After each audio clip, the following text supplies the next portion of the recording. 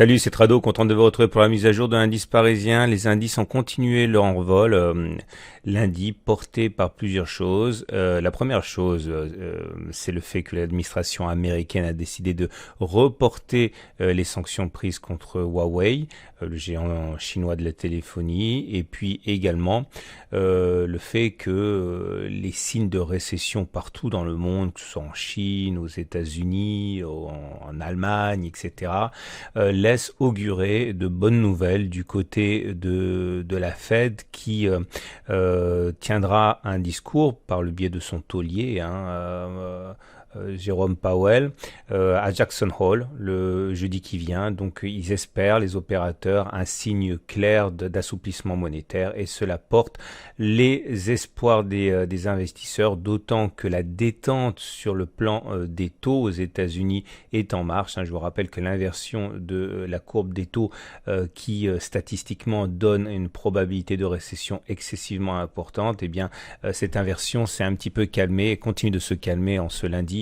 Et tout cela constitue un cocktail qui plaît aux opérateurs. Alors, beaucoup de choses à dire aujourd'hui. Alors, première des choses à dire, nous avions un turtle soup, ici on en a beaucoup parlé, turtle soup avec un plus bas de 20 bougies, qui néanmoins termine au-dessus des précédents plus bas de 20 bougies. On le sait que c'est un signal haussier.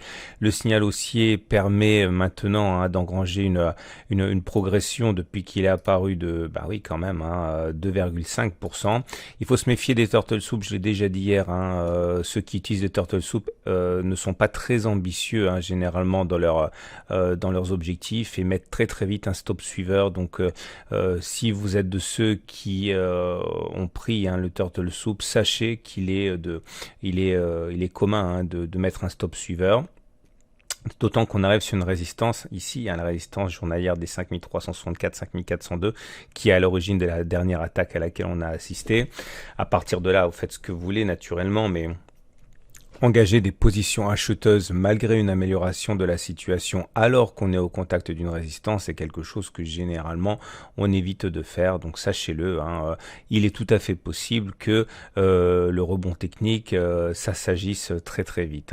Néanmoins, on a ouvert un gap ici, 5325, 5308. Alors je vous rappelle qu'il y a 4 formes de gap.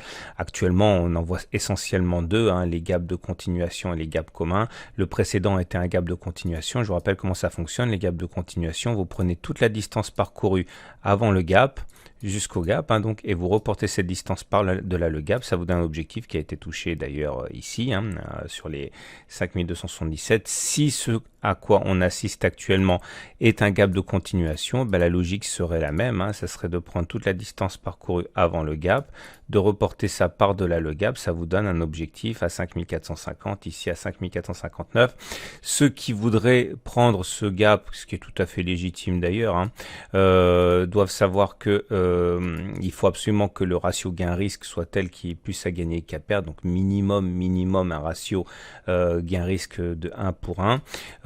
Si certains prennent le gap en supposant qu'il s'agit d'un gap de continuation maintenant, sachez que le stop généralement se met en dessous du gap. Ça vous donnerait un stop loss à 1,4% à peu près. Ça veut dire que votre objectif de gain actuellement il est à 1,5, 1,6% pour un potentiel de perte de 1,4%. C'est limite, mais certains sans doute attendront que l'on retrace un petit peu pour améliorer le ratio gain-risque.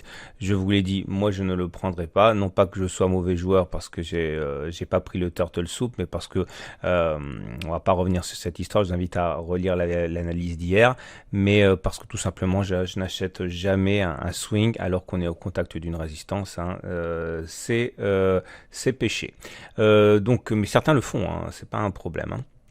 Au-delà, nous avons également les Fibonacci. Alors, regardez les Fibonacci. Je vous rappelle que si vous découvrez mon analyse technique et mon travail, tout ce que je dis est disponible dans la formation intégrale avec ses 1100 pages, ses 600 minutes de vidéo et surtout ses exercices corrigés, parce que c'est pas le fond qui est la théorie qui est surtout la plus-value de ma formation, sont les exercices corrigés.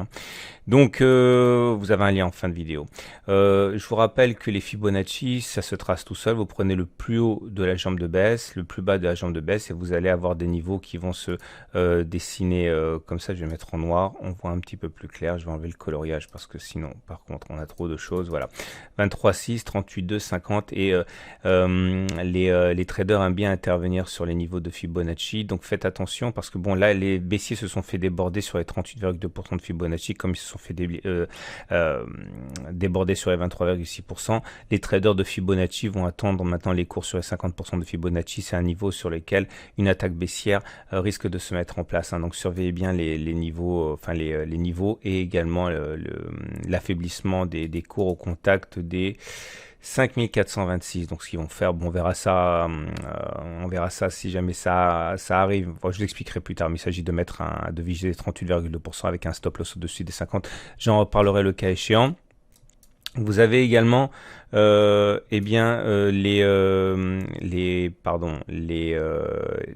fourchette d'Andrews. Alors il y a plusieurs façons de tracer la fourchette d'Andrews, enfin plutôt il y a plusieurs fourchettes d'Andrews. On a une grande fourchette d'Andrews ici avec donc un plus bas, un plus haut, un plus bas consécutif, voilà, comme ça.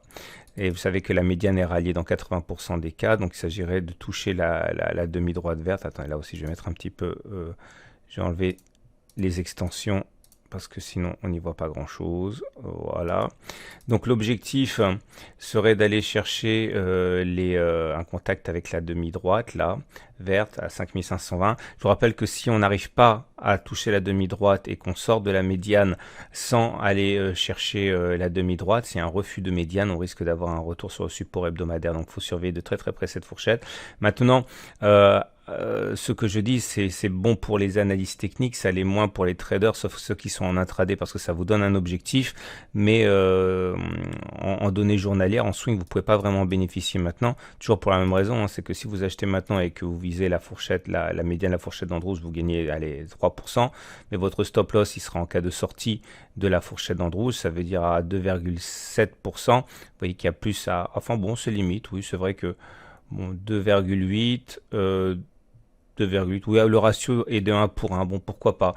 Bon, ça me semble pas non plus extrêmement folichon, mais éventuellement sur un repli pour viser la médiane avec un stop loss en dessous de la fourchette d'Andrews. Il y a une autre fourchette d'Andrews, beaucoup plus de court terme, surtout en intraday. De la même manière, vous prenez un plus bas, un plus haut, un plus bas, mais c'est pas une vraie fourchette parce que celle-là, on n'a pas au moins 4 bougies entre les points pivots. Normalement, il faut 4 bougies. Là, on n'en a que 3. Mais si vous prenez données 4 heures, vous aurez vos 4 bougies. Là, on a déjà touché la médiane. Donc, c'était valable pour les données 4 heures. C'était simplement pour info. Maintenant, plus intéressant, je trouve, le chandelier japonais. Le chandelier japonais, on avait un bon chandelier japonais, on en a parlé hier, c'était celui du 16 août avec une clôture dans le tiers haussier et c'était encourageant pour la suite. Là, on a son petit frère là, qui ressemble beaucoup, clôture sur le tiers haussier. Donc normalement, c'est bon, si ce n'est qu'un chandelier haussier au contact d'une résistance vaut moins qu'un chandelier haussier alors qu'on est sur un support. Et en ce sens-là, il faut relativiser ce chandelier du jour. J'aimerais parler maintenant des indicateurs techniques, à commencer par la moyenne mobile à 20 jours. Regardez, elle arrive. Alors, c'est la loi du retour à la M20, on a beaucoup parlé, ça fait partie de choses que vous connaissez par cœur. Maintenant, on ne s'éloigne pas indéfiniment de la M20, on y retourne de manière obligatoire, même si ça peut prendre du temps. Au bout d'un moment, on va chercher la M20, on s'en éloigne, on va chercher la M20, on s'en éloigne, on va chercher la M20, etc. Et là, on s'est éloigné de la M20, on va aller la chercher. Est-ce qu'on va aller la chercher demain? C'est probable, mais il y a surtout à comprendre qu'il y a il y a beaucoup de traders qui sont cachés sur cette zone. En fait, toute cette zone est une zone dangereuse. Il y a la M20, elle a 50% de Fibo, la zone de résistance ici. Donc, globalement, on peut se dire que entre maintenant et 5420, 5430, vous avez tout un repère de baissiers, de traders baissiers de tout poil avec plein de signaux qui n'attendent que le CAC pour lui faire sa fête. Vous avez ça j'en ai déjà parlé, les Bollinger qui sont en situation de parallèle baissière. Vous voyez, Bollinger inférieur qui descend, Bollinger supérieur qui descend. Ça veut dire que la tendance elle est baissière. La moyenne mobile à 7 jours, elle est plate, elle n'a pas de tendance. et on termine avec les indicateurs techniques. Alors il y a un signal haussier qui est livré par le stochastique, là vous voyez, croissant signal. C'est pas mal, hein, on va pas non plus bouder son plaisir en ces temps de vache maigre, mais c'est le seul indicateur technique qui délivre un signal haussier. Le MACD pourrait bien délivrer son signal haussier dès demain, ça serait pas mal. Ok. Par contre, voilà, c'est la même chose, hein. Les indicateurs techniques qui se retournent, c'est une bonne chose, mais quand on est au contact d'une résistance, qu'elle soit technique ou graphique, c'est forcément à relativiser. Mais bon, c'est assez encourageant pour la suite. On finit avec l'Ishimoku. J'avais expliqué, et ça depuis belle lurette, qu'il fallait pas s'enthousiasmer à 5650 parce qu'on était toujours avec un nuage qui était à plat, donc on était en tendance neutre Ishimoku. Donc j'avais expliqué, voilà, c'est pas la peine non plus de s'enflammer. J'avais expliqué que tant qu'on cassait pas les 5150, on n'avait pas non plus de quoi mettre les enfants aux abris. Voilà, quoi, on rebondit. Tant qu'on est en dessous de 5650 et au-dessus de 5150, eh bien on a des oscillations comme ça. Je vous rappelle également qu'on n'a pas touché mon objectif du twist, hein. Mon objectif du twist, j'y reviens, j'ai eu beaucoup de questions et beaucoup d'intérêt sur cette technique. Vous voyez, vous avez un twist. Quand vous avez un twist, la distance parcourue entre les plus hauts et le twist reporté en dessous des cours, ça vous donne un objectif qui est généralement rallié. Ouais, les plus hauts, le twist. Ok, le twist il est à 5404. Eh bien, vous prenez cette distance, vous le reportez en dessous des cours, ça vous donne l'objectif qui a été rallié ici. Bon, vous voyez très bien que c'est la même chose ici. On a eu un twist là, donc vous prenez la distance entre les plus bas et le twist, ça donne un objectif qui a été touché. Alors le problème ici, c'est qu'on a eu un twist là, vous voyez. Donc normalement, on devrait prendre la distance entre les plus hauts et le twist. Ça vous donne à peu près les 5414, comme ça. Et c'est cette distance qui doit être reportée en dessous des cours, en dessous du twist pour donner un objectif. Vous voyez que ça n'a pas été touché.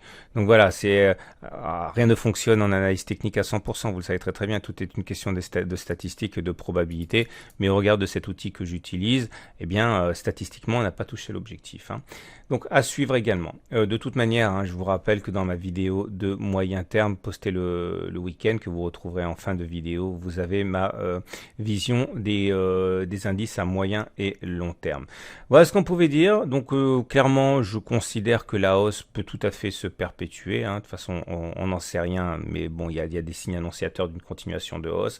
Maintenant, en tant que trader, vous devez savoir que ceux qui ont l'appétit qui s'ouvre avec les dents qui poussent, hein, ce sont les baissiers à l'approche des résistances, là, et au moindre signe de faiblesse, ils vont mordre au cou des haussiers. Voilà. À demain pour la mise à jour.